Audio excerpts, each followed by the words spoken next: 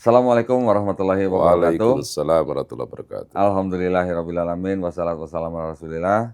Saya sekarang sedang bersama dengan Ustadz Sigit dari Dewan Dakwah Morowali Utara. Ustadz, ya? Kabupaten Morowali Utara. Nah, insya Allah mohon doanya kami dari Garda Mualaf Indonesia akan menuju ke Morowali Utara supaya kita bisa melakukan sebuah event akbar di Gunung Tua ya untuk suku Tauta'a yang insya Allah kurang lebih ada 200 orang Ustaz ya Insyaallah. dari suku Tauta'a yang akan mengucapkan 2 kalimat syahadat. Ustaz Sigit inilah yang membangun peradaban di sana dan kami mengajak para pemirsa untuk mengambil bagian dalam hal ini ya dengan mengirimkan ke nomor rekening yang tertera di bawah ini dengan kode transfer 200 ya. Barakallahu fikum, wabillahi taufiq wal hidayah. Wassalamualaikum warahmatullahi wabarakatuh. Waalaikumsalam warahmatullahi wabarakatuh. Silakan Kak Dani diperkenalkan. Baik, bismillahirrahmanirrahim. Assalamualaikum warahmatullahi wabarakatuh.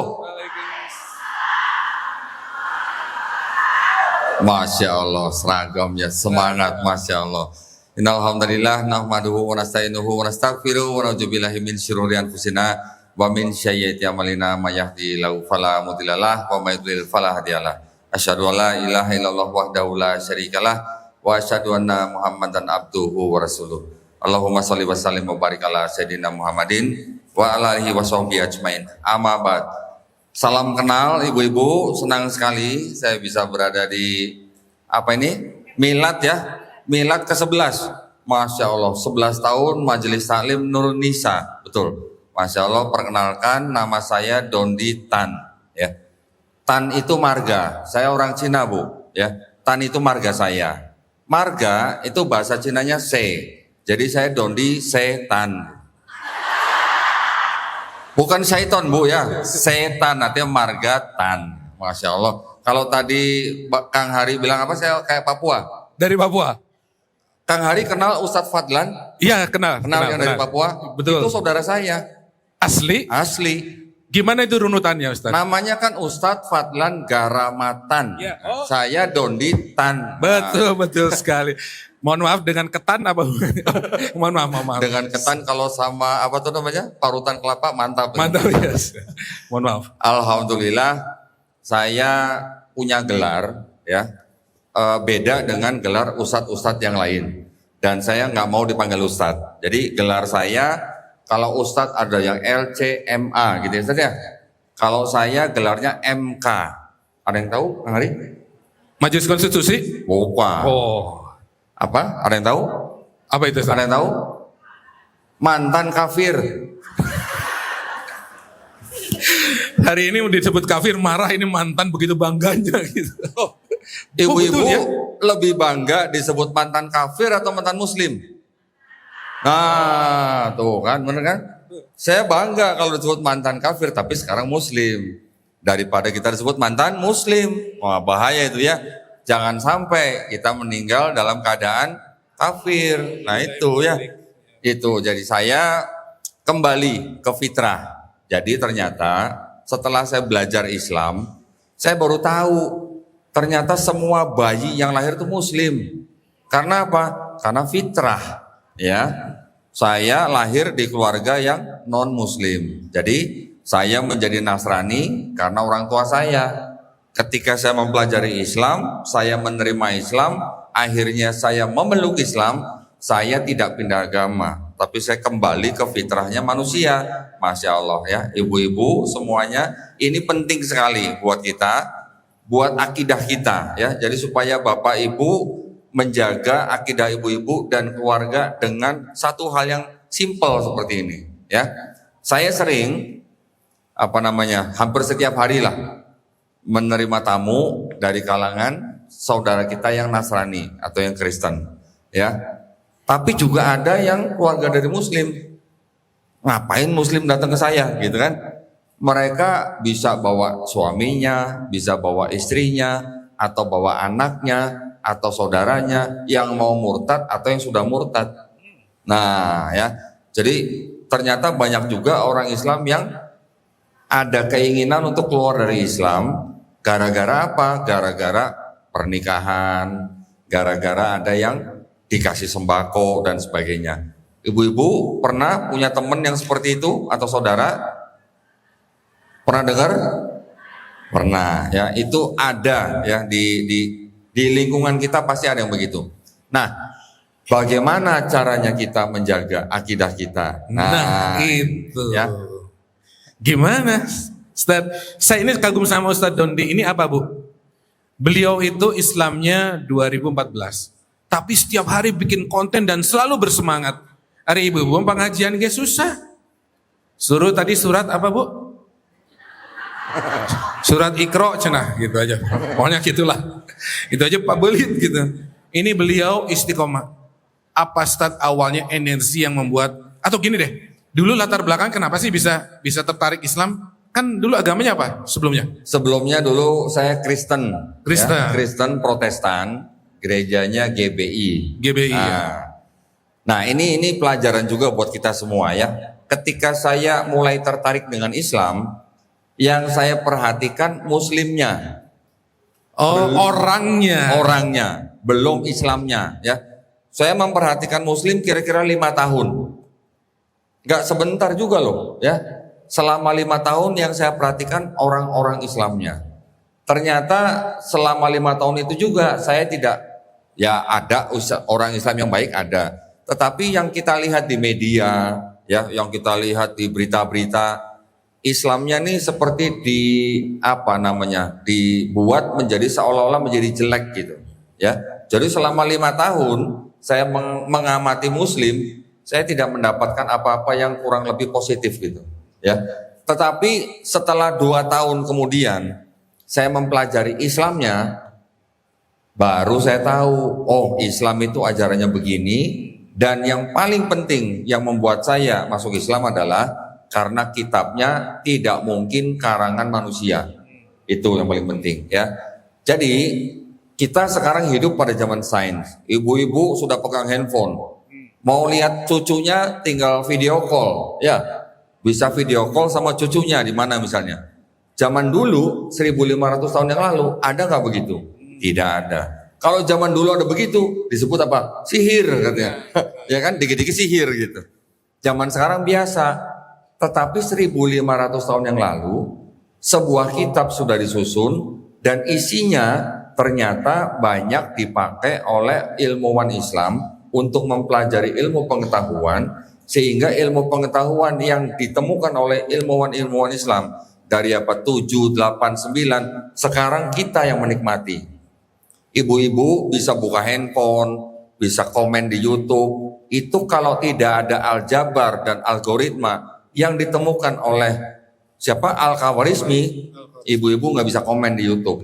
Ya. Kemudian di abad-abad pertengahan sampai sekarang kita hidup sekarang zaman sains. Tidak mungkin Quran itu karangan manusia. Kenapa? Karena zaman sekarang sains mengkonfirmasi ayat-ayat Quran itu.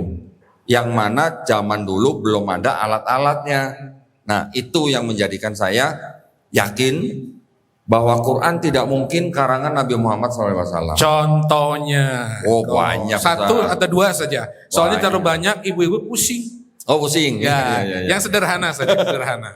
Ibu-ibu pernah dengar kalau alam semesta kita, bumi, matahari, bulan, planet-planet dan semuanya alam semesta itu mengembang. Pernah dengar? Belum. Ini kayaknya urusan IPS semua. Ya. Itu ternyata sudah disebutkan di dalam Quran. Quran Az-Zariyat ayat ke-47. Bahwa alam semesta ini diluaskan oleh Allah Subhanahu wa taala. Ya. Sudah tertulis di dalam mushaf Quran 1500 tahun yang lalu, ternyata baru dikonfirmasi oleh ilmu pengetahuan zaman sekarang. Paling banter baru 50 tahun yang lalu. Seorang pernah dengar Kang Edwin Hubble? Ya, nah, teropong. Teleskop, ya, teleskop raksasa. Kalau tidak ada teleskop raksasa, manusia tidak bisa tahu kalau alam semesta ini mengembang. Seorang fisikawan namanya Stephen Hawking, pernah tahu Pak? Iya. Stephen Hawking, dia duduknya di kursi roda. Tapi dia punya ilmu astronominya tuh luar biasa. 2 orang itu ilmuwan yang bukan muslim mengkonfirmasi bahwa alam semesta kita tuh mengembang. Dari mana Nabi Muhammad SAW tahu kalau alam semesta itu mengembang? Teleskop, boro-boro teleskop, mikroskop aja belum ada. Itu salah satu bukti yang paling kecil. Ya, jadi tidak mungkin Quran itu karangan Nabi Muhammad SAW. Gitu. Mau contoh yang lain? Satu lagi, yang ada hubungannya sama ibu-ibu aja. Oh, Yang sama paling ibu-ibu gampang. ya? Ya. Apa ya? Kan Embriologi, masya Allah ya. Embriologi, ada seorang profesor, namanya Profesor Keith Elmore, orang Amerika, orang Kristen, sektenya Presbyterian. Beliau menulis buku, judulnya The Developing Human. Bukunya dia itu menceritakan tentang embriologi. Janin usia sekian, bentuknya bagaimana? Usia sekian, bentuknya bagaimana? Bahkan dia bisa menyatakan janin usia sekian minggu bentuknya seperti lintah. Gimana ceritanya? Dia tahu karena dia punya mikroskop. Dia bisa ngelihat janin usia sekian minggu bentuknya seperti lintah, menempel di dinding rahim, menghisap makanan dan gizi dari ibunya. Lintah, ya Bu ya. Di Quran sudah disebutkan bahwa manusia diciptakan dari air mani yang hina menjadi segumpal darah, kemudian dia menjadi daging, terbentuk tulang dan sebagainya. Sama dengan yang tertulis di bukunya Profesor Keith Elmore. Sampai akhirnya Profesor Keith Elmore mendengar dari temannya bahwa di Quran ada kronologi yang sama dengan bukunya, dia pergi ke Arab Saudi. Setelah dia teliti, dia bikin konferensi pers. Dia berani menyebutkan bahwa Quran itu bukan karangan Muhammad. Profesor Nasrani. Dia bilang Quran ini tidak mungkin karangan Nabi Muhammad. Kenapa? Karena Nabi Muhammad belum punya mikroskop. Jadi dari mana? Dari Tuhan yang Maha Esa. Saya tidak tahu persis apakah Profesor Keith Elmore ini masuk Islam atau tidak. Beritanya kurang rinci. Tapi yang saya tahu dia adalah seorang Kristen dari Presbyterian, yang mana oleh orang tuanya diajarkan Tuhan itu satu, cuman cara manusia menyembahnya beda-beda. Ya, itu aja. Tetapi dia berani menyatakan bahwa Quran tidak mungkin karangan Nabi Muhammad SAW. Karena belum ada mikroskop zaman itu. Jadi, kalau begitu, kita yang sekarang hidup pada zaman sekarang, hidup pada zaman sains, tidak mengakui Quran, tidak mengikuti Quran, disebut apa kita? Nah, itu. Ya. Dan masih banyak contoh yang lain. Jadi betul ya ayat Al-Quran menyatakan beruntunglah orang-orang yang berpikir, terus berpikir ya Bu. Ibu-ibu, pembelajaran apa yang saya dapat dari cerita beliau? Satu, hari ini kita merasa rendah diri menjadi orang Islam. Karena dianggap orang Islam itu bodoh. Padahal kalau kita belajar bagaimana sains itu dari Islam, dan ibu-ibu sekalian ketahuilah bahwa orang Barat itu baru hebat itu 200-300 tahun yang lalu. Sebelumnya ribuan tahun itu pengetahuan itu dari Islam ya Ustadz ya? Betul. Sebagaimana karena berpikirnya seperti Ustadz tadi. Betul. Ibu-ibu tahu kamera? Orang Islam yang nemunya Bu. Betul. Pesawat terbang siapa Bu? Orang Islam. Orang Islam. Gravitasi? Gravitasi? Siapa? Orang kita zaman sekarang taunya Isaac Newton. Ternyata 600 tahun sebelumnya sudah ditemukan oleh orang Islam. Kalau nggak salah Al-Kazaini kalau nggak salah. Nah, coba abad 7, 8, 9 itu ilmu pengetahuan sebenarnya sudah ada, sudah mulai berkembang. Dan dasarnya dari Quran. Dikembangkan oleh orang-orang dari luar Islam di abad-abad pertengahan, itu pun setelah mereka meninggalkan agama mereka. Mungkin masih ada lah 1-2 orang yang religius, tetapi kebanyakan meninggalkan agamanya. Baru ilmu pengetahuan berkembang. Contoh lagi misalnya, di Quran surat Al-Hadid ayat ke-25 disebutkan bahwa kami menurunkan besi supaya bermanfaat bagi manusia. Dari mana kalau diturunkan? Dari atas kan pasti kan? Dari atas dari mana? Pasti dari langit. NASA, lembaga antariksa Amerika Serikat, berani menyatakan bahwa besi yang ada di bumi tidak berasal dari bumi. Di Quran 1500 tahun yang lalu sudah ada ayat kami menurunkan besi supaya bermanfaat bagi manusia. Nyambung nggak? Nyambung. Jadi mana mungkin Quran itu karangan manusia, gitu ya. Bu, bukti ya Bu, nambah mudah-mudahan nambah iman. Nanti kalau ada Indomie datang, udah itu cuma Indomie ya Bu. Iman kita itu jauh lebih top karena sudah teruji. Ustadz tadi kembali pertanyaan awal, kan mau cerita apa tadi tentang Iya. bagaimana mempertahan tadi apa ya Islam ya? Apa tadi sebelum kita asal usul tuh? Bagaimana kita berdiskusi dengan Dengan ke Kristen, Ya. orang bukan Islam ya. minum dulu ya boleh ya. Silakan. Karena gini Ustadz, kadang-kadang mereka pakai ayat-ayat kita untuk menjerumuskan kita nih. Pakai ayat seolah-olah bener aja, ikut aja kita. Nah, itu hati-hati terutama anak-anak kita nih, bekal buat anak-anak kita. Gimana Ustadz? Apa strategi mereka, cara mereka, dan bagaimana kita untuk melawan mereka? Waduh. Banyak, Jo. Udah kayak Quran aja nih.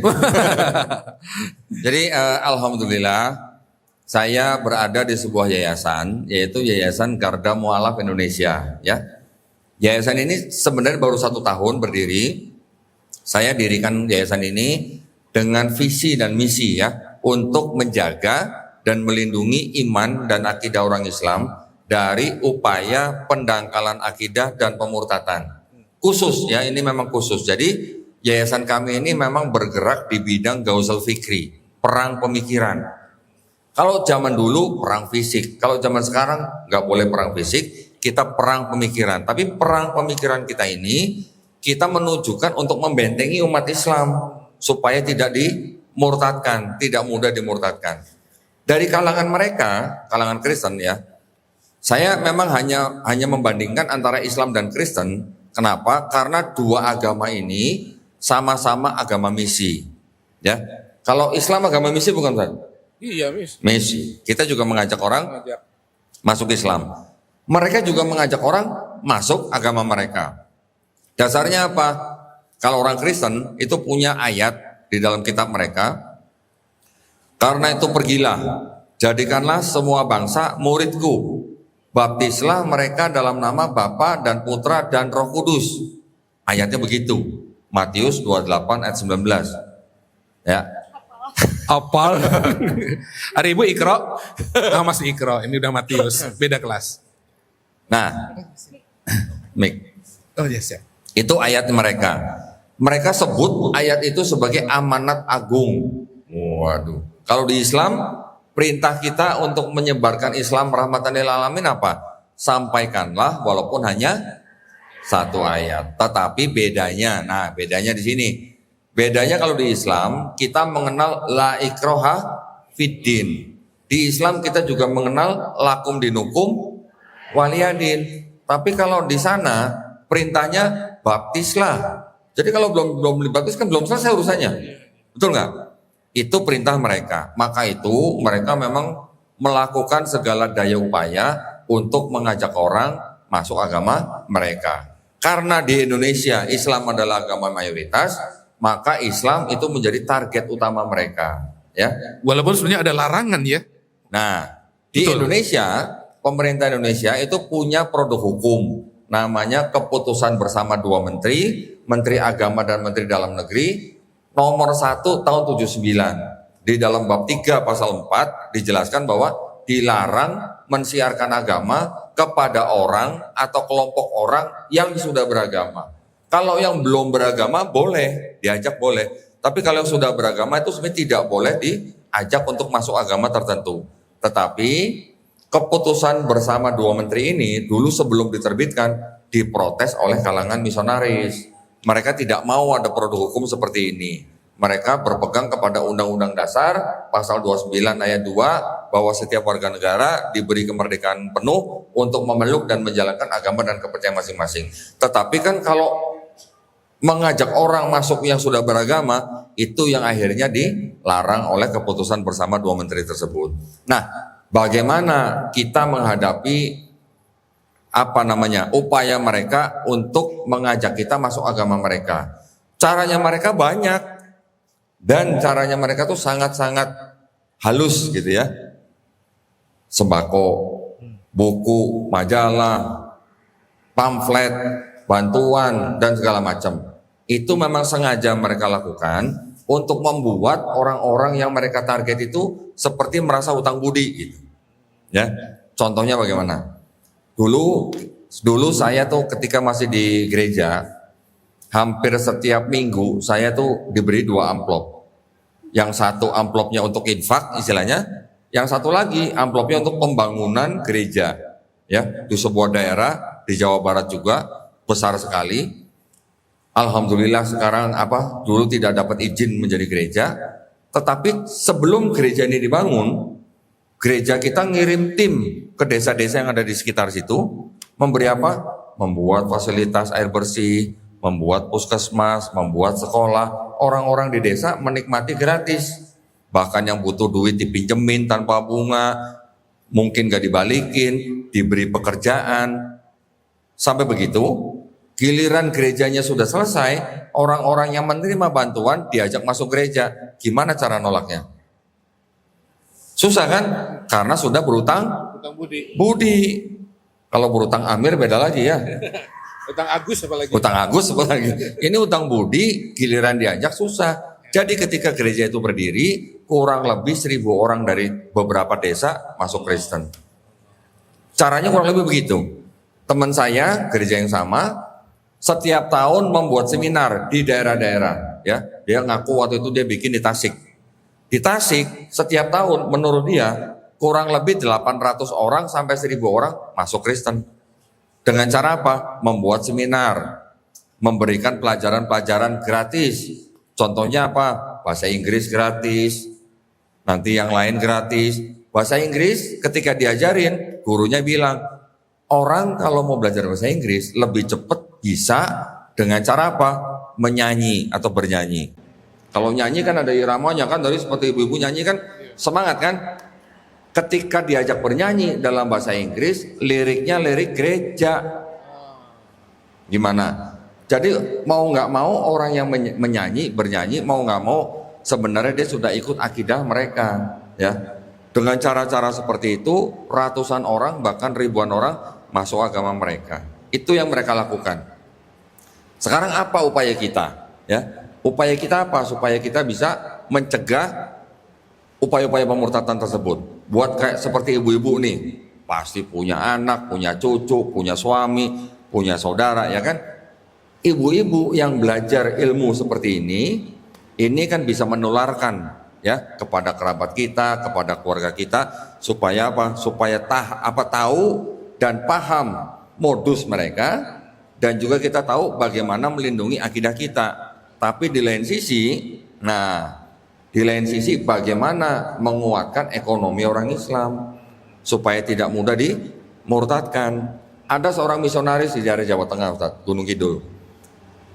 Dia kalau mau mencari jiwa, nah istilahnya mencari jiwa ya, mencari orang untuk masuk agama mereka, dia bawa kambing atau domba. Ya, ketika mau Idul Adha gitu, dia bawa itu, diberikan kepada orang-orang di daerah-daerah yang miskin. Dengan diberi kambing atau domba, mereka masuk Kristen.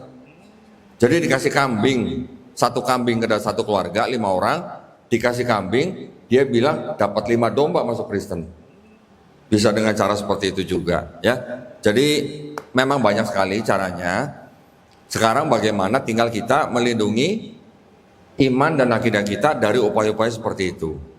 Sudah banyak orang-orang yang dulu melakukan upaya-upaya seperti itu, sudah banyak juga yang sekarang masuk Islam.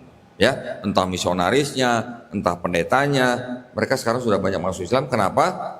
Pada akhirnya, ya, setiap manusia lahir diberikan apa? Akal dan pikiran.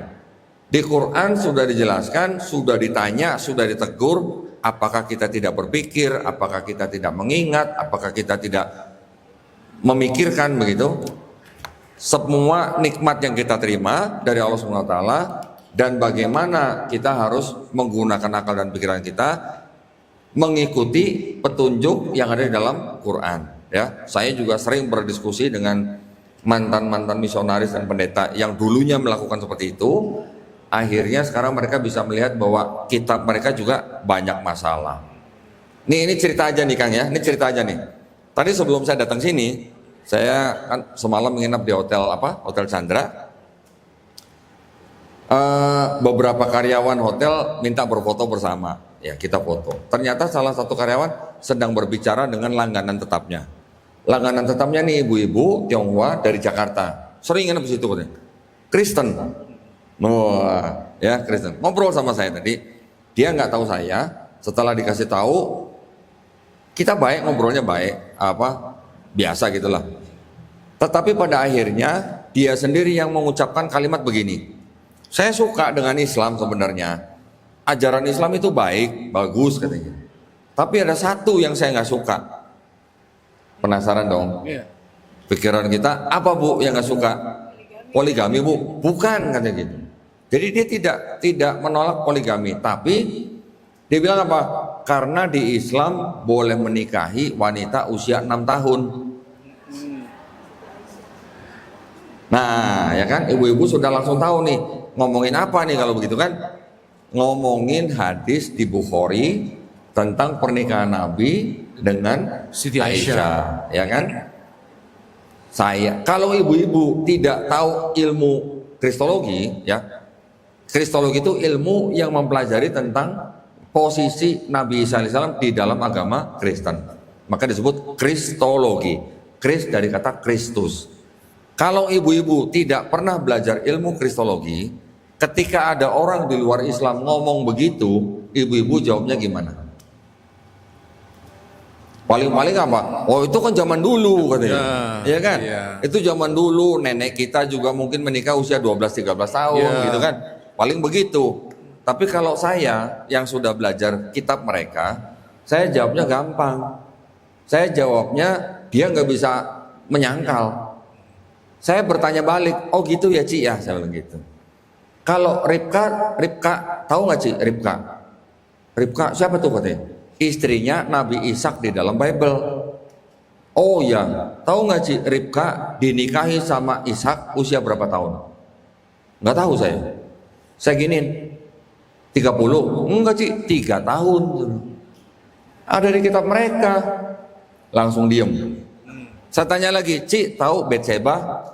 Tahu yang berzina dengan Daud? Saya bilang gitu. Di kitab mereka diceritakan Daud berzina dengan Betseba. Betseba ini istri orang. Betseba Ci tahu? Tahu. Usia berapa Ci waktu berzina sama Daud? Tahu Ci? Nggak tahu. 7 tahun. Diem langsung. Langsung nggak berani ngomong gitu. Karena saya tahu di dalam kitab mereka juga ada begitu. Ya, itulah gunanya. Kalau kita tahu kitab mereka, semua tuduhan-tuduhan, serangan, syubhat, kita bisa menjawab dengan kitab mereka dan mudah gitu membungkam mereka. Kalaupun mereka nggak bungkam itu hanya karena unsur kebencian. Ibu-ibu kenapa Kodoni nunjuk-nunjuk ini Bu? Tahu nggak Bu? Ini isinya Alkitab Bu, sakoper. Coba lihat tuh. Loh. Hari Quran kita berapa biji? Tuh lihat. Ini ibu-ibu mohon maaf ya. Disorot ya kayaknya. Ada kameranya? Biar kelihatan. Oke, Tapi gini-gini nih, kita hadapin sini. Kelihatan gini kan? Nah. Tuh, kita kelihatan. Sel. Kelihatan ya. Tapi sebelumnya gini Bu ya.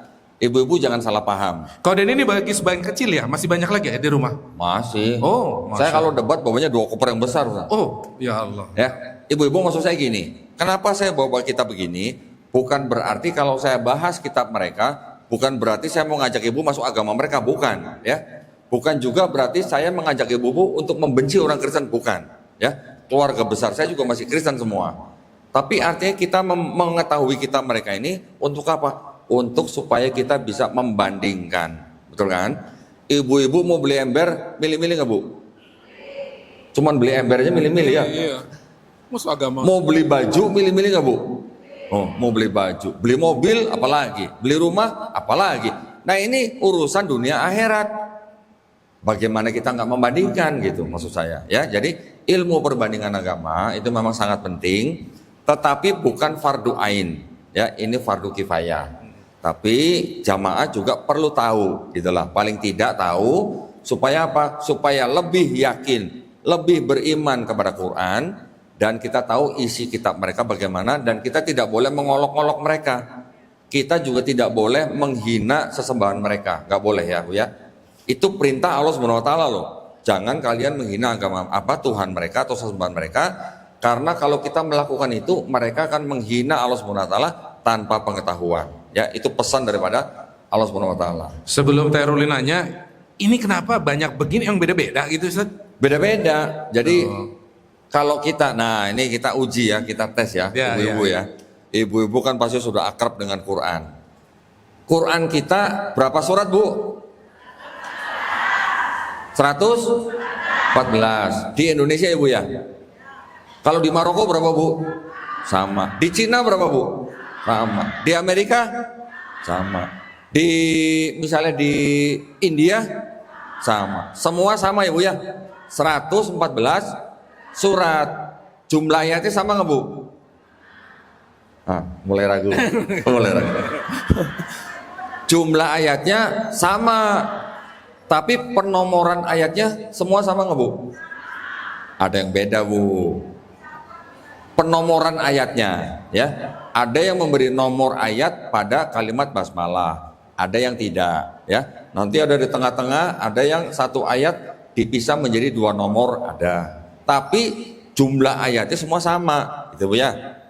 Sekarang saya tunjukin ke Ibu nih. Ini kitab mereka nih. Ini saya bukan bermaksud mengolok-olok, bukan ya. Saya hanya menunjukkan apa adanya nih. Supaya tambah yakin Bu. Ya. Supaya tambah yakin. Kembali ini hanya satu koper kecil ya Bu. Ini masih koper kecil ini. Masih koper kecil, Kak Dondi. Ini kitabnya Kristen Protestan, ya. Jumlah suratnya 66 surat. Ya. Ini kitabnya orang Katolik.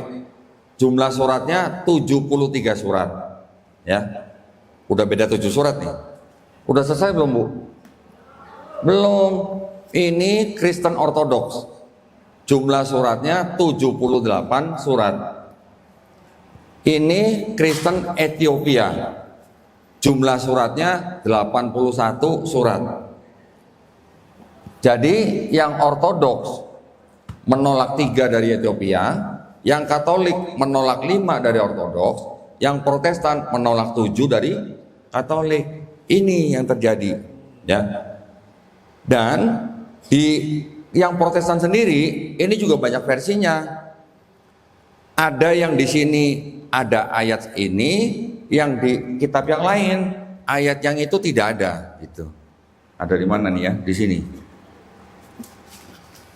Jadi ada di satu kitab yang ada ayatnya, di kitab lain nggak ada ya? Iya, Ustaz, ya? gitu. Ya. Ini sama-sama Kristen Protestan. Ini Protestan, ini juga Protestan. Tapi yang ini menolak beberapa ayat yang ada di sini. Sesama itu padahal ya. Padahal sama-sama Protestan. Protestan. Gitu. Bisa begitu. Apalagi beda ya. Ya, apalagi yang beda surat gitu. Kalau yang ini Bu, yang Kristen Ethiopia, mereka taunya Yesus berkulit hitam. Loh bener, bener. Maria juga berkulit hitam, Yesus juga berkulit hitam. Bener. Kalau yang Ortodoks, Katolik, Protestan, taunya Yesus seperti orang bule. Rambutnya agak pirang, mata biru, jenggot rapi gitu ya. Kalau yang Ethiopia, Yesusnya kulit hitam. Kalau di orang Cina, orang Kristen Cina, taunya Yesus matanya sipit gitu. Lo bener. Ibu-ibu kalau nggak percaya Google ya, nanti sekali-kali cari wajah Yesus. Banyak Bu, itu lebih dari 10 ya Ustaz ya? Lebih.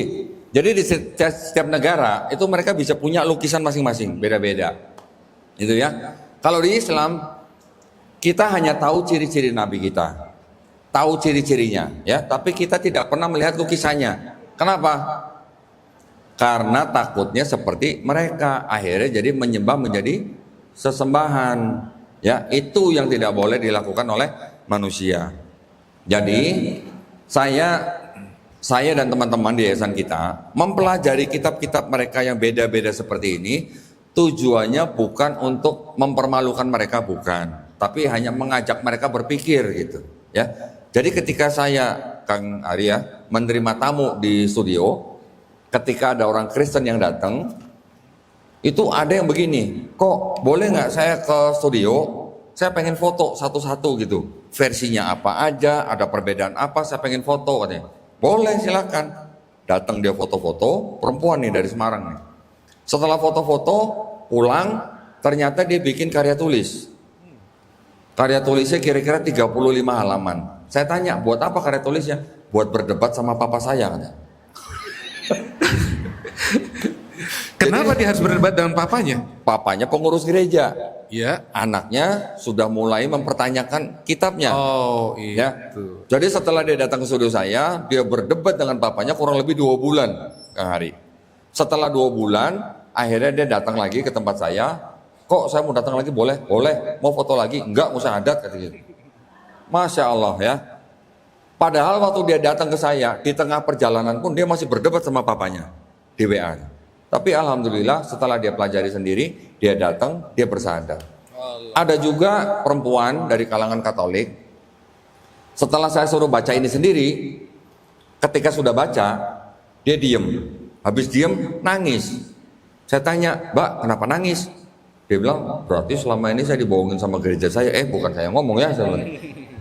Setelah baca sendiri, mau tahu isinya, Kang? Apa boleh? Nah, Ibu mau tahu nggak? Apa mau tahu banget? Ah, oke, tuh, boleh. sebentar, Boleh, sebelum kita buka ini, ibu-ibu kan pasti mungkin ada yang punya teman orang Kristen ya kan? Atau punya tetangga orang Kristen kan?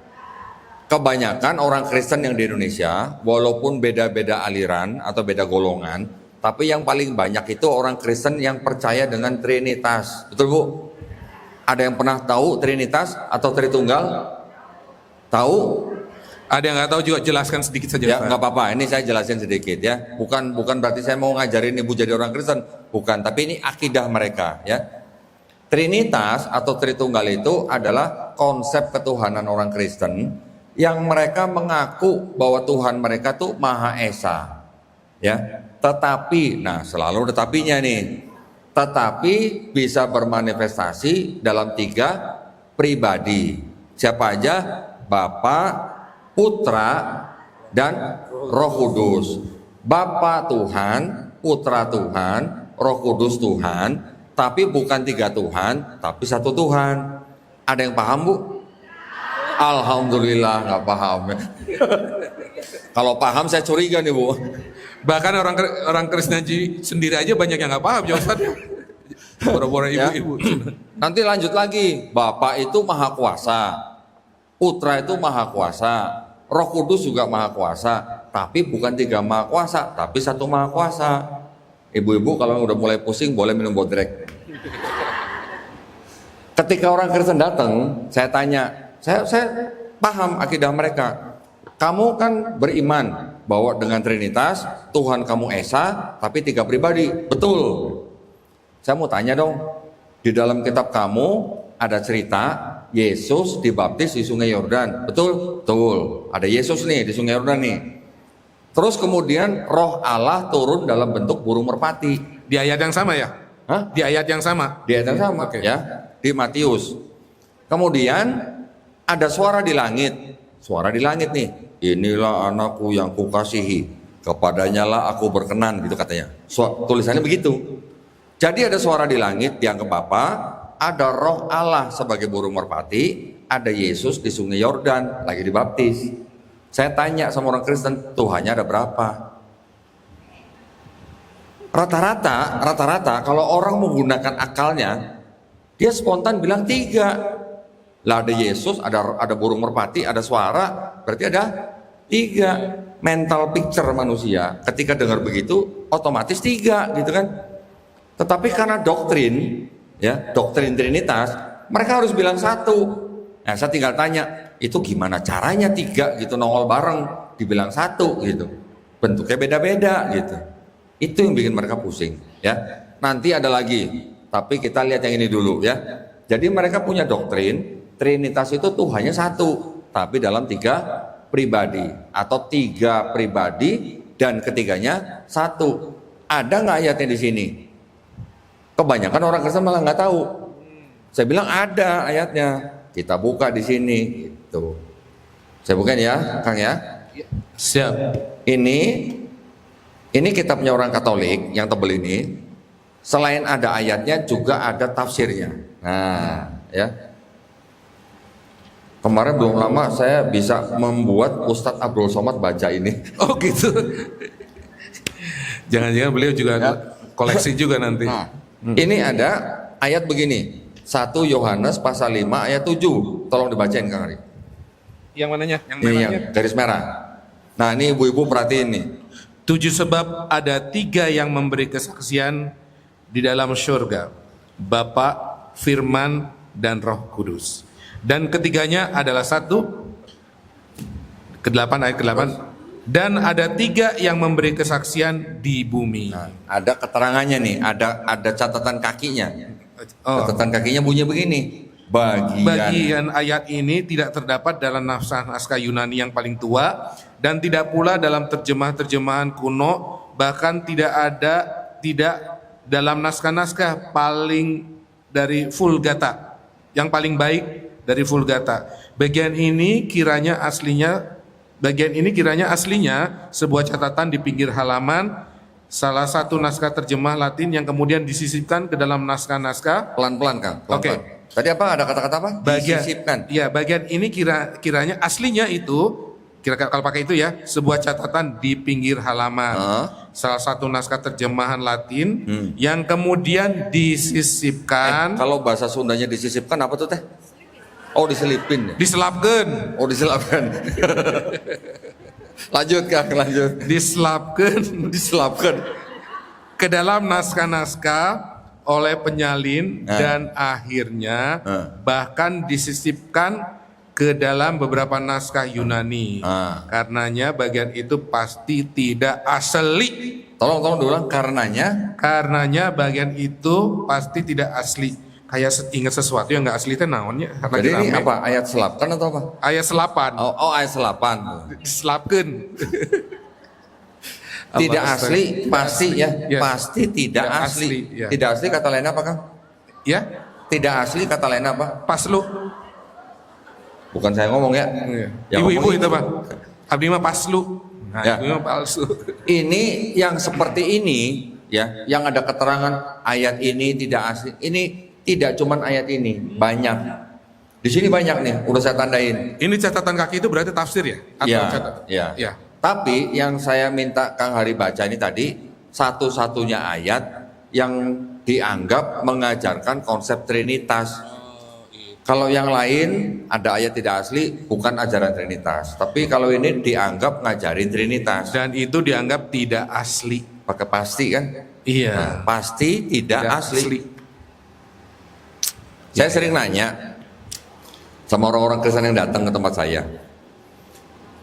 Kan ini dianggap sebagai kitab suci, gitu kan? Kalau di dalam kitab suci ada ayat yang tidak asli, pakai pasti lagi, bisa nggak disebut kitab suci? Ya tika pasu. Jadi kitab selapkan, oh selapkun, selapkannya agak beda, gitu. Pakai cengkok gitu ya.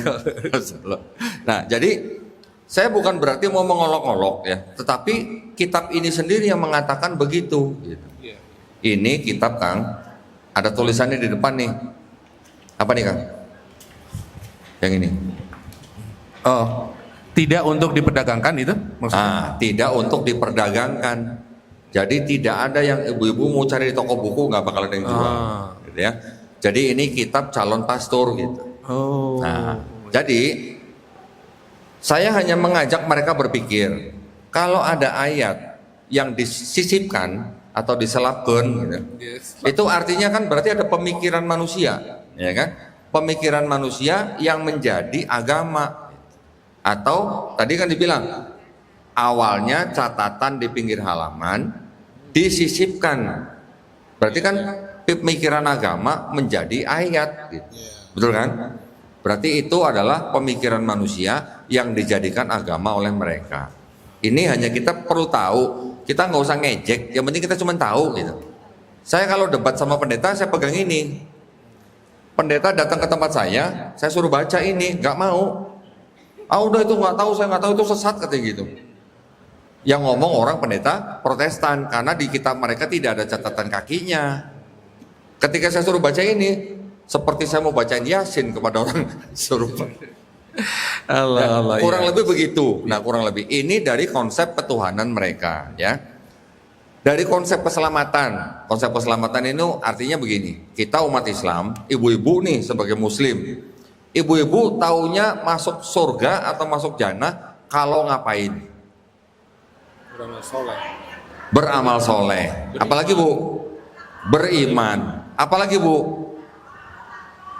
Bertakwa ya. Terus apa lagi? Ada lagi?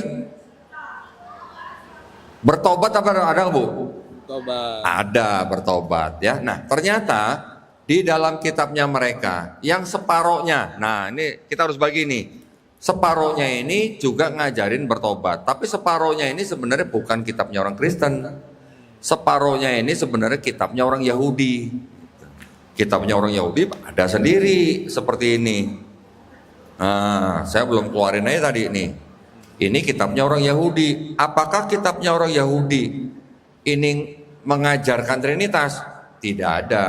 Ya, kitabnya orang Yahudi mengajarkan tauhid, juga mengajarkan bertobat kalau mau masuk surga. Cuman ini kan kitab memang dulu khusus untuk orang Yahudi, ya, khusus untuk bangsa Israel. Dan kita sebagai umat Islam boleh nggak beriman kepada ini? Hah? Nggak usah. Udah ada Quran, ngapain ini gitu ya. Jadi ajaran yang ada dalam kitab ini itu sudah ada di dalam Quran. Sudah ada dalam Quran, masih masih disimpan di dalam Quran dan disempurnakan dalam Quran. Itu ya. Jadi Nabi Muhammad SAW juga memberi pesan kepada sahabat-sahabatnya, jangan kamu tolak semuanya, tapi juga jangan kamu terima semuanya. Kenapa? Karena bisa jadi di dalamnya masih ada kebenaran. Maksudnya itu ya. Juga Nabi juga tidak melarang sahabatnya menyimpan gulungan-gulungan Taurat. Kenapa? Karena ketika ada orang Yahudi datang bertanya kepada Nabi, mempertanyakan kenabiannya, sahabat tinggal buka gulungan Taurat, suruh orang Yahudi baca sendiri. Ada yang masuk Islam gara-gara baca kitabnya sendiri, seperti yang saya lakukan di studio saya. Jadi kitabnya orang Kristen separohnya, bahkan lebih dari separoh ya, 2/3 lah, 80% itu sebenarnya kitabnya orang Yahudi. Orang Yahudi mengajarkan tauhid, mengajarkan bertobat, mengajarkan amal soleh, sama, bahkan mengajarkan amar ma'ruf nahi mungkar. Oh, ada ayatnya. Yesaya pasal 1 ayat 16 sampai 18. Bertobat lebih baik daripada mempersembahkan korban. Basuhlah, jauhkanlah perbuatan-perbuatan jahatmu dari mataku. Berhentilah berbuat jahat, belajarlah berbuat baik, usahakan keadilan, kendalikan orang kejam, belalah hak anak-anak yatim, perjuangkan perkara janda-janda, bukan cari-cari janda maksudnya, bukan. Baiklah, mari kita berperkara. Jika dosamu seperti kirmisi akan menjadi putih seperti salju. Seandainya dosamu merah seperti kain kesumba akan menjadi putih seperti bulu domba. Itu kalau di Islam namanya apa? Kalau bukan amar ma'ruf nahi mungkar. Sama kan? Tetapi ketika menjadi bagian kitabnya Kristen, kitab ini, kitab Yahudi yang sudah diterjemahkan menjadi dari bahasa Ibrani ke bahasa Yunani, terjemahannya diubah-ubah sama Kristen. Menjadi apa? Menjadi kitab yang namanya, ini dia, kitab Septuaginta. Ini ya. Ini yang menjadi separohnya kitab Kristen, tetapi terjemahannya sudah direvisi. Setelah diubah menjadi seolah-olah kitab ini berbicara tentang kedatangan Yesus di dalam kitab Kristen yang perjanjian baru. Gitu. Maksa ya. Nah ya, jadi orang Kristen bilang Yesus itu sudah dinubuatkan di perjanjian lama, maksudnya di sini. Gitu. Tetapi terjemahannya sudah diubah dulu sama Kristen. Kalau kita nggak tahu seperti itu, gimana ngomong sama orang Kristennya? Iya. Tapi kalau kita tahu dan kita bisa buktikan ada barang fisiknya, ada barang buktinya, orang Kristen mikir nggak? Mikir. Yang mau belajar ya, kalau nggak mau belajar ya nggak apa-apa gitu. Jadi Gitu, Ibu Bro. sekalian, informasi tambahan, dalam kitab Kristen itu ada dua bagian buku yang disebut dengan Perjanjian Baru sama Perjanjian Lama. Begitu Ustaz ya? Ya. Perjanjian Lama itu diambil dari kitab orang-orang Yahudi yang tadi dari Septuaginta dan macam-macam yang diterjemahkan. Sementara yang lama itu ya catatan era zaman Yesusnya itu sendiri. Makanya kita nggak boleh nyebutnya Injil, Bu. Nyebutnya Bible aja ya Ustaz ya. Gitu. Iya. Itu hati-hati. Nanti setelah ini Teh bertanya ya. Ya, Ya, setelah ini penjelasan. sebentar ya, ini kita sebelum tanya jawab ya. Ya. Di kitab mereka ditulis di sini tulisannya Alkitab. Ya. 15 menit. Oke. Kirain 15.000. Oke. Di kitab mereka ditulisnya judulnya apa nih? Alkitab, ya.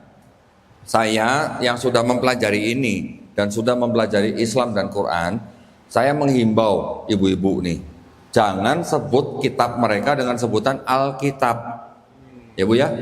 Kenapa? Ada yang tahu? Karena Al-Quran kita nama lainnya apa Bu? Alkitab juga. Ya, zalikal kitabullah raiba fi. Jadi Al-Quran kita nama lainnya juga Alkitab. Jadi kalau ada Alkitab, ada kitab yang tulisannya Alkitab tapi bukan Quran, kita jangan sebut Alkitab. Sebut aja Bible gitu. Ya Kang ya, bahasa Inggris ya. Modern dikit gitu ya Kang ya. Nanti orang Kristen juga bikin kitab seperti ini. Ada tulisannya kitab suci Injil. Nih tulisannya ya. Teh Ruli bisa baca ya. Tulisannya kitab suci Injil. Orang Kristen bikin kitab ini buat siapa? Buat orang Islam. Buat orang Islam. Kenapa? Karena di sini Yesusnya pakai nama Isa Al-Masih. Betul nggak Kang? Iya betul. Nah, Teh Ruli tulisannya Kelahiran Isa Isa Al-Masih. Al-Masih. Kitab yang ini dibagi-bagiin ke orang Islam. Tuh sama Yesus sama Isa Al-Masih. Nanti ada nama Nabi Zakaria, ada nama Nabi Yahya. Ada kata-kata insya Allah di sini. Mau baca kan? Ada di sini kata insya Allah ya. Iya. Nah, supaya apa? Supaya mereka bisa mendekati orang-orang Yang Islam. mana? Tuh yang garis nih, garis. Benar? Di ini kitab apa? Di Yakobus. Yakobus. Seharusnya kamu berkata, insya Allah Oh. kami akan hidup dan akan berbuat begini atau begitu. Nah, ada pendeta kalau khotbah di gereja ngomongnya gimana? Agama kita itu bukan agama insya Allah gitu. Kalau ngomong gitu, ya mukanya agak gimana gitulah. Mereka bilang agama mereka bukan agama insya Allah gitu. Dia nggak pernah baca ini, dia nggak tahu ada kitab seperti ini gitu. Ya jadi memang kalau dalam perdebatan antara agama itu kalangan mereka bisa atau mudah menyerang Islam, tapi mereka nggak tahu kitab mereka sendiri gitu. Dan di dalam kitab mereka juga nggak tahu ada kontradiksi apa gitu. Jadi mereka sebenarnya musuh besar mereka tuh bukan orang Islam sebenarnya, tapi apa? Kitab mereka sendiri. Ya, ini masih ada beberapa menit. Saya ingin memberikan atau sharing kepada ibu-ibu bagaimana saya mengajak orang Kristen berpikir dengan kitab mereka sendiri. Oke? Ketika mereka datang, saya tanya, kamu sudah baca kitab kamu? Sudah. Saya tanya, kamu cinta sama Yesus? Cinta. Kamu tahu bahwa kamu berdoa apa? Dosa kamu sudah ditebus oleh Yesus dengan cara mati di atas kayu salib? Oh iya, gitu. Ya kan? Saya tanya, yang nyalib Yesus buat kamu berjasa nggak? Bingung, udah mulai mikir. Tadi Enci yang di hotel itu saya tanya begitu, Ci, yang nyalib Yesus itu buat Enci berjasa nggak?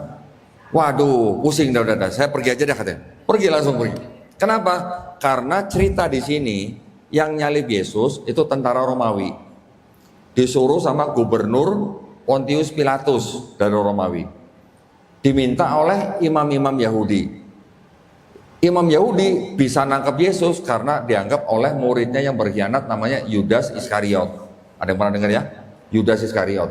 Dibayar 30 keping perak oleh imam Yahudi untuk menyerahkan Yesus. Tapi sebelum menyerahkan Yesus, Yudas Iskariot dibisiki sama iblis. Ada ayatnya di sini. Jadi ada 5 pihak nih. Tentara Romawi, Pontius Pilatus, imam Yahudi, Yudas Iskariot, dan iblis. Saya tanya, ini 5-5-nya buat orang Kristen berjasa nggak? Loh kan Yesusnya harus mati di atas kayu salib untuk menebus dosa manusia kan? Kalau begitu yang 5 ini berjasa nggak? Bingung jawabnya. Dan ada ayatnya gitu. Kalau mereka bilang berjasa, di dalamnya ada iblis, loh saya bilang. Ini kalau berjasa masuk surga, masuk neraka gitu. Bingung lagi mikirnya. Kalau berjasa masa masuk neraka, nggak adil amat gitu kan. Masuk surga, saya bilang mau satu surga sama iblis, enggak kata gitu. Lah gimana dong jadinya? Jadi makanya kalau orang Kristen yang tahu kitabnya dan tahu ceritanya, pasti akan mikir konsep keselamatannya tidak logis gitu, ya. Itu yang sering saya pakai kepada mereka. Saya sering nanya juga begini, kamu cinta Yesus? Iya. Kalau kamu dikasih kesempatan ngelihat Yesus mau disalib, kamu mau nolong Yesus supaya tidak disalib atau nolong tentara Romawi nyalib Yesus? Bingung lagi. Bingung lagi. Kalau bilang cinta secara naluri gimana sih? Coba kalau ibu-ibu, anaknya, keluarganya atau orang yang dicintai mau disalib, diapain Bu? Ya pasti dibela nolong. lah. Coba kalau kita dikasih kesempatan, kita melihat nabi kita ditangkaplah sama musuh, apa yang kita lakukan? Nyawa juga kita jadi taruhan kan. Tapi kalau orang Kristen yang mengaku cinta Yesus, tapi dia tahu bahwa dosanya dia ditebus sama Yesus, sedangkan dia bisa ngelihat Yesus sebelum disalib, apa yang akan dilakukan? Supaya dosa disalib kan harus nolong supaya nyalib kan. Tapi kalau nolong nyalib kan tega bener gitu kan. Kalau naluri orang manusia menolong supaya tidak disalib, dosanya nggak jadi ditebus. Itu yang menjadi pergulatan mereka, jadi pertentangan gitu ya. Baru saya buktikan siapa yang ngajarin Yesus mati di atas kayu salib buat nebus dosa manusia. Ternyata bukan Yesus yang ngajarin, ada orang namanya Paulus. Jadi yang mendirikan agama Kristen ibu-ibu sebenarnya Paulus, bukan Yesus ya. Kalau dulu ibu-ibu mungkin pernah di sekolah ada pertanyaan begini, yang menciptakan agama Nasrani adalah Nabi Isa. Betul apa salah Bu? Salah. Yang menciptakan agama Yahudi adalah Nabi Musa. Betul apa salah Bu? Nah, pintar-pintar ya sama sini ya. Jarang loh jawab begini loh. Karena kalau di sekolah zaman dulu, kalau muridnya menyalahkan sama gurunya disalahin. Ya. Saya mau tanya nih Bu ya, terakhir. Buat ibu-ibu sebagai orang Islam, saya tanya nih Bu, Islam itu agama yang paling benar atau yang benar? Yang benar. Yang paling benar siapa? Yang paling benar? Dikit ya. Yang benar? Oh sama aja. Berarti yang nggak angkat tangan berarti nggak tahu berarti ya. Sebagai umat Islam, saya tanyakan, saya bilang kan, sebagai orang Islam, Islam itu yang paling benar atau yang benar? Benar. Sekarang udah banyak yang benar nih berarti.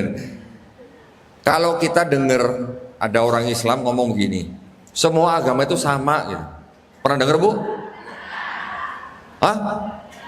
Pernah dengar? Pernah. Setuju nggak Bu? Tidak. Alhamdulillah, keren ini. MT Nurunisa ini keren loh, bener loh. Baru kali ini loh jawabannya bener. Bener serius. Saya sering di masjid ketika ada jamaah, bapak-bapak, ibu-ibu, yang bapak-bapak saya suruh diem, nggak boleh jawab. Yang saya tanya ibu-ibu, Bu, Islam agama yang paling benar apa yang benar? Yang paling benar kata gitu. Ngomongnya begitu, yang paling benar. Sah. Nah, kalau orang bilang yang paling benar, berarti ada yang lain yang benar. Islam yang paling benar itu sebenarnya tidak sesuai dengan ayat inna dina indallahil Islam. Maksud saya gitu ya. Maksudnya gini, kita sebagai umat Islam harus berani ngomong bahwa agama Islam itu yang benar, yang lain salah. Berani ngomong nggak Bu? Berani. Berani? Berani dong, harus berani. Orang lain agama selain Islam, mereka juga punya hak yang sama. Mereka juga boleh bilang agama mereka yang benar, yang lain salah, termasuk Islam. Tetapi kalaupun begitu, kita kan tidak harus bermusuhan dengan mereka. Itu maksudnya, ya. Kita kalau urusan agama harus berani ngomong agama kita yang benar, yang lain salah. Mereka juga berhak yang sama, tapi tidak harus bermusuhan, tidak harus membenci gitu, ya. Kita tidak boleh. Kita harus sesama bangsa, sesama anak bangsa, kita harus menjaga persatuan dan kesatuan Republik Indonesia. Cuman kalau ada aturan, kita juga tahu nih ada aturan apa. Kalau ada pelanggaran, kita juga tahu. Gitu kan? Teruli Ya. sudah pegang mic dari tadi nih Ustaz. Waduh. Kita akan dengarkan. Silakan. Tapi dijawabnya mungkin agak singkat aja. Ya. Boleh. Jadi pengalaman benar ada istilah kontekstualisasi C1 dan C6. Waduh, dengar dari siapa teh? Kan pernah review tuh Bapak dengar juga itu dengerin tuh nggak begitu sering. Iya, iya. Kemudian ini jadi program saya juga kesana untuk gerakan Indonesia. Baik. C1, C6. Apa tuh? C1 sampai C6 udah kayak kode ini aja. Adanya B1, B2, SIM itu. Jadi ada istilah kontekstualisasi C1 sampai C6 itu adalah misi ya, misi daripada kalangan mereka untuk kristenisasi ya. Misinya apa tuh? C1 itu apa? C1 itu mereka membangun gereja di tempat terpencil atau tempat yang remote area, tetapi mereka melaksanakan ibadahnya masih menggunakan bahasa asal. Contoh misalnya, dari kalangan Belanda bikin gereja di Indonesia, karena masih daerah terpencil, mereka masih beribadahnya pakai bahasa Belanda. Misalnya. C2, mereka sudah menggunakan bahasa lokal, ya, sudah menggunakan bahasa Indonesia misalnya. C3, selain sudah menggunakan bahasa lokal, mereka sudah menerima budaya dan tradisi lokal. C3, C4, mereka selain menggunakan bahasa lokal, menerima budaya tradisi lokal, sudah menerima budaya dan tradisi Islam. Islamnya sudah diterima. C5, mereka sudah berpenampilan seperti orang Islam. Sudah pakai gamis, memelihara jenggot, pakai kopiah, yang misalnya yang di daerah itu pakai kopiah, ya mereka pakai kopiah gitu. Tapi mereka belum ngaku Islam. Kalau di gereja mereka, gerejanya dibikin pakai nama-nama yang Islami. Misalnya gereja Isa Al-Masih misalnya. Contoh gitulah. Kalau ada orang datang ke gerejanya, mereka kan berbicara dengan bahasa-bahasa yang Islami gitu, ya. C6, mereka sudah ngaku Islam, KTP-nya Islam, sholat dan segala macam, tetapi mereka sebenarnya sedang menjalankan misi kristenisasi. Contoh menjadi apa? Menjadi guru, menjadi dosen. Pernah dengar Snok Gurgronya? Iya. Nah, Iya. pernah dengar Bu? Orang Belanda yang dulu datang ke Aceh, namanya ganti menjadi Abdul Ghafur, mengajarkan Quran dan mengajarkan Islam. Itu C6. Padahal dia agen dari Belanda gitu. Gitu teh, ya. Ya Allah, luar biasa. Ibu-ibu, ini udah habis masih ada? Habis ya? Oh ya Allah, keburu asar. Bu, rasanya kok sejam itu kok cepet banget ya? Ya Allah, nanti lain kali kita akan ini lagi ya. Setuju ya? Ko Dodi hadir lagi ya? Insya Allah. Insya Allah nanti akan lebih detail. Saya sih penasaran seperti apa sih mereka biasanya detailnya, kita menjawabnya bagaimana, tapi nanti deh itu kita akan belajar lebih lanjut lagi. Ini belum ngomongin ayat Quran yang dipakai misionaris ya? Oh belum, banyak sekali Ibu sekalian, sayang sekali waktu sudah tidak mengizinkan. Sebelum kita tutup nanti akan saya bacakan beberapa hal. Saya simpulkan, ibu-ibu sekalian yakinlah bahwa Islam adalah agama benar ya Bu. Dan kita harus yakin bahwa kitalah satu-satunya agama yang diridhoi Allah. Yang kedua ibu-ibu sekalian, mereka memanfaatkan kebodohan kita, kekurangan ilmu kita. Makanya terus belajar Bu. Ustaz sedikit saja. Jadi ada suatu ketika sahabat saya di Cianjur Selatan, Ustaz, beliau itu dulu salah satu pejabat di Indonesia lah. Dia concern sekarang di misionaris. Karena di sana apa Ustaz? Bayangkan karena bodohnya gini. Pak, abdi balik kurban nganggo naon? Iya di pasianku. Pak itu cenah babi cenah. Bayangkan kurban pakai babi. Saking miskinnya pengetahuan. Yang kedua Bu, bagaimana mereka berstrategi? Misalnya gini Ustaz. Sok yang yang mau dapat tambahan uang nanti jam 12 Jumat itu dapat tambahan banyak. Jadi strategi sekali karena kita miskin. Artinya ibu-ibu sekalian, hati-hati dengan strategi mereka yang licin. Mudah-mudahan ini awal saja untuk kita belajar lebih baik lagi. Closing statement Ustaz, mangga. Baik, bismillah. Saya lahir di keluarga yang bukan Islam, ya. Dan saya tadi mengatakan bahwa ketika ada orang memeluk Islam, itu artinya orang itu sebenarnya tidak pindah agama, tetapi kembali ke fitrah. Buat saya, ketika saya mengucapkan 2 kalimat syahadat, buat saya itu waktu itu merasa seperti orang yang paling beruntung di seluruh dunia. Lebih beruntung daripada orang yang dapat lotre. Kenapa? Karena akhirnya saya bisa kembali ke fitrah. Ibu-ibu yang lahir di keluarga Islam, ibu-ibu alhamdulillah bisa menjaga tauhid. Ibu-ibu alhamdulillah bisa menjaga kalimat la ilaha illallah setiap hari sampai sekarang. Alhamdulillah ya Bu ya. Jadi maksud saya, mari kita yang hidup, yang dilahirkan di bumi sudah menjadi muslim, tetap pegang gitu Bu, genggam iman Islam Ibu dengan seerat-eratnya, jangan sampai lepas gitu ya Bu ya. Saya aja pencarian gitu Bu, sekian tahun, ketika saya bisa mendapatkan iman Islam itu, kita pegang seerat-eratnya supaya apa? Supaya kita insya Allah dijadikan golongan manusia yang beriman dengan apa yang sudah diturunkan Allah Subhanahu wa taala melalui Rasulnya, dan supaya kita dijadikan golongan manusia yang menjadi saksi keesaan Allah Subhanahu wa taala ya. Karena dulu kita semua nih, kita semua seluruh manusia sebelum lahir di bumi, ruh kita sudah bersyahadat. Ruh kita sudah berikrar bahwa roh kita adalah Allah Subhanahu wa taala ya. Jadi ibu-ibu yang lahir dari keluarga muslim alhamdulillah tetap pegang iman Islam. Karena nikmat Islam itu Bu, itu adalah nikmat yang paling tinggi, lebih tinggi daripada nikmat kekayaan, lebih tinggi daripada nikmat kesehatan, dan lebih tinggi daripada nikmat punya anak soleh. Yang paling tinggi adalah nikmat Islam. Itu saja pesan dari saya. Mudah-mudahan kita semuanya dilindungi dan dirahmati Allah Subhanahu wa taala ya. Wabillahi taufiq wal hidayah. Wassalamualaikum warahmatullahi wabarakatuh. Waalaikumsalam warahmatullahi wabarakatuh. Terima kasih Ustaz Dondi. Alhamdulillahirabbil alamin wassalatu wassalamu ala Rasulillah. Saya sekarang sedang bersama dengan Ustaz Sigit dari Dewan Dakwah Morowali Utara. Insya Allah nanti kita akan membangun sebuah masjid permanen ya Ustaz ya, Insya Allah. di daerah Gunung Tua yang khusus untuk suku Tauta'a ya Ustaz ya, yang insya Allah juga akan bersyahadat pada tanggal 26 Desember 2025, kurang lebih 200 orang. Kita nanti akan bangunkan masjid yang permanen Ustaz ya. Insya Allah. Jadi masjid ini adalah masjid permanen yang pertama ya di Gunung Tua.